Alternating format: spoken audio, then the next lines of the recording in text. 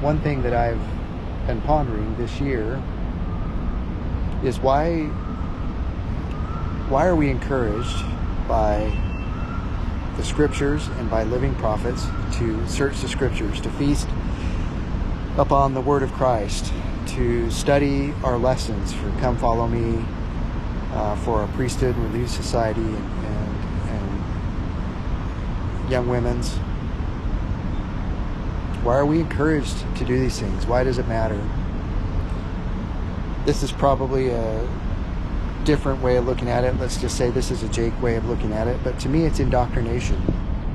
And sometimes if you're listening to naysayers or people who are not trying to strengthen our faith, they'll use the word indoctrination in a negative way to make it sound like that to be indoctrinated is bad. Let me offer a different perspective. Whenever we go to a new airline, the first class we take is indoctrination. And usually it's about 7 days of classroom instruction. And the purpose of indoctrination is to help us to learn and understand the foundational principles which govern, in my case, the airline. The Lord wants us to be indoctrinated with His doctrine, with the doctrine of Christ. This is not a negative thing to be indoctrinated. Now, this does not mean that we should have blind faith or do things which are wrong because maybe one of our leaders told you to do something that God doesn't want you to do. That doesn't mean that we have that type of obedience.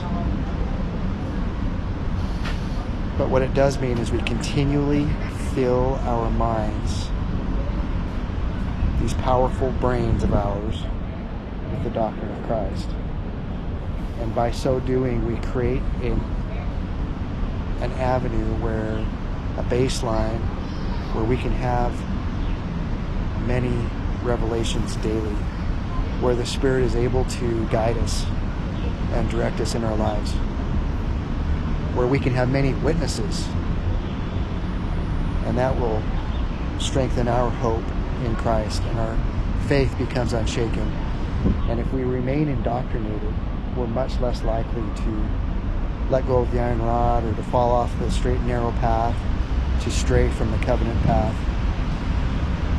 So part of that indoctrination is to listen to General Conference and to study it in between conferences. Part of that indoctrination is to actively and purposefully engage in Come Follow Me, in studying the scriptures deeply, in having conversations in a meaningful and deep manner with our families and with our friends.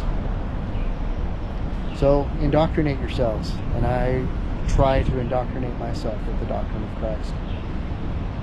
Have a wonderful conference weekend. I wish I were with you.